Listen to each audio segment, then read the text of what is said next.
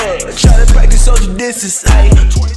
What up, what up, what up? We back on Culture Cafe, man. I got my brother in, my big brother. I've been looking up to him for a long time, man. His name is Valmore Gold. He's an artist. Currently, right now, he's in on the East Coast. This is the guy I was telling you about who had, the record label. He's been giving a lot of resources to the artists that I've already interviewed and talking about Black liberation and educating our people. What's up, bro? How you doing?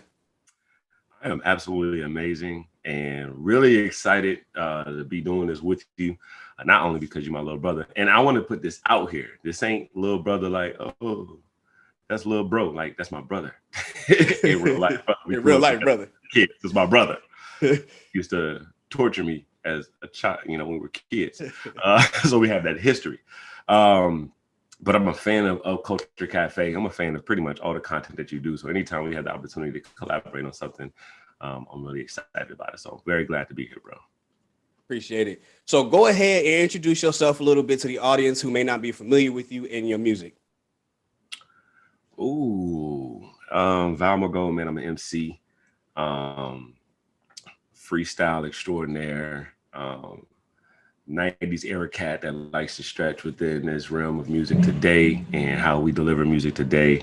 I just love making music, man. My ultimate goal behind making music is having not only people impacted by the words that I say through the music, one, but two, when people actually charge my words to their memory and it becomes a part of their life, because music helps people get through life. And when I tell you, when people hit me up, and there's been people that hit me up that have put some of my songs in their self-care regimen. You feel me? It's a part of who they are. Certain songs that I've made reminded them of certain things, and it helps create moments. That's something that kind of immortalizes you as a person. And I really create a lot of this music out of existential crisis, where I know one day I'm not going to be here.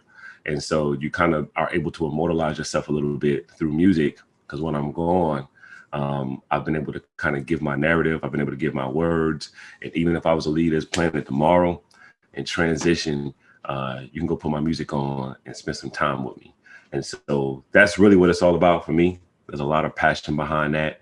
I think in today's modern music industry, if you're really in this for the money, you're not going to last long. And so that's why me at my age, I'm still able to put out music, content, and still have a lot of passion behind it and put out good quality stuff for people to listen to. So that's me as Valmore Gold. I'm also the president of Black State University. I'm affectionately called the Dean. Black State University is a platform for creators and innovators and educators to really come in and really build. When you think about a university, it has different trains of thought, has different colleges. So we have the College of Music, which we would traditionally call a record label. And we have artists there. I don't personally run the label anymore, right? We have a president that I placed under there, because as I began to build, we started with music. And then as I began to open my aperture, camera, as I was able to expand my aperture, there's other endeavors like media, film. I want to get into podcasting, but our second pillar that we're about to build, our college, is our College of Business. And I actually have a president that's running that, that's teaching financial literacy to the Black community, to adults and kids. Actually, enrollment for that starts in November, but I know we're going to get into that a little bit more.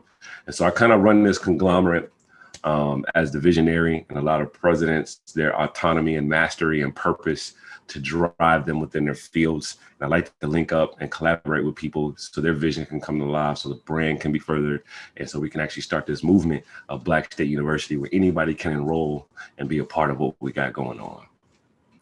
That was in depth though, but I just how you put that together. I mean, it just makes me excited that you're going to be giving all these resources to people, and you're going to open these doors for a lot of people. And I think one of the biggest things that we need in our community is for us all not to be crabs in a barrel. You know what I mean? Like, if I can reach down and pull you up, that's what I'm trying to do. Yeah, I'm trying to be a cannon. You think crabs in a barrel? I'm trying to, stuff you in a cannon and shoot you as far as you go. And so I really enjoy and have a passion when I see people come alive for doing things that they love to do. And so no matter what facet that's in, I want to link up with you and help your vision come to pass. So yeah, that's it. Even when I see you doing this, because I know you got a lot in you, you know, I'm just like, Derek's doing his thing. This is his passion. I remember when you moved out to California and you was really finding your way. I mean, I remember when you was shooting, I think we were shooting videos on a disposable Fuji film. It wasn't that bad, but it was close. But it was bad. No, I mean, but you did a lot with what we had. You know what I'm saying? We had little cameras. You was gonna spend literally a couple $100s on the camera. Popping, yeah. You was making it work, and to see where you are now and the quality of content and how much you've mastered what you do is just really dope. So, as you are excited to hear me explain that, I'm excited to see you live out what you do. Man, I appreciate that, big bro. Yo, so us growing up, there were a lot of moments that could have been a defining reason of why you went into music. Which one do you think was the most impactful? Oh, you know, I always had a music mind. I know we listened to music literally constantly when we were shorties. And me growing up being in concert choir, I think my music teacher, Mr. Willie T. Somerville, greatly impacted me being a music. Shout out to Willie T. Shout out to Willie T, man. You know what I'm saying? And I would say the first time I recorded something was Snook Johnson. And I had my boy JK, James Crick, whatever. And we went over Snook's crib. And I always had the ability to freestyle. My boy Carlos, aka the Rojo Bandit, who's part of Black State. He actually runs our merch department now.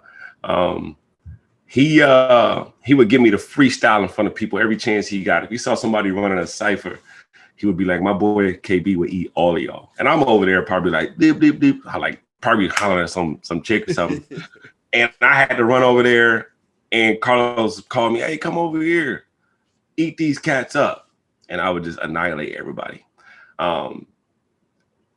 That, my boy Charles Parrish, Chuck P, me and him used to make mixtapes together. But when I made a song called Roll with a Player with Snook Johnson, and that got on the radio when I was like 16 years old, it fed something in me. I'm like, people are hearing my sound, and people were talking to me about my music at school and different things. And I was like, man, you really actually like what I created.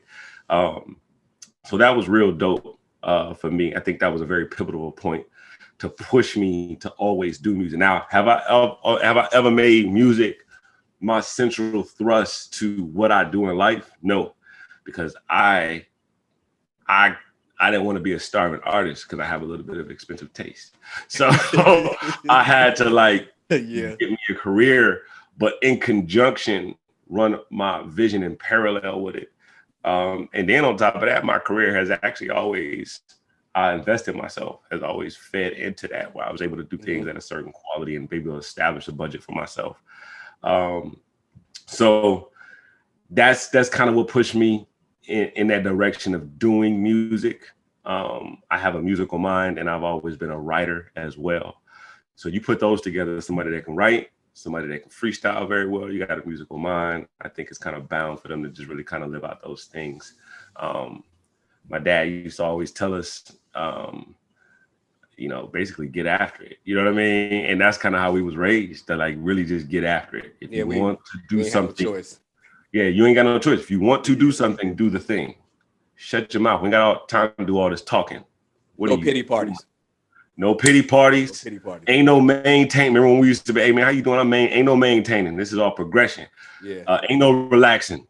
Summer, Saturday mornings, ain't no relaxing. Get up. Get after it. So watching that man, my dad, get after it in life also was very pivotal in who I was as an artist, to do things in the way that I'm doing them today, if that makes any sense. Makes total sense. I hope I answered your question. You answered my question.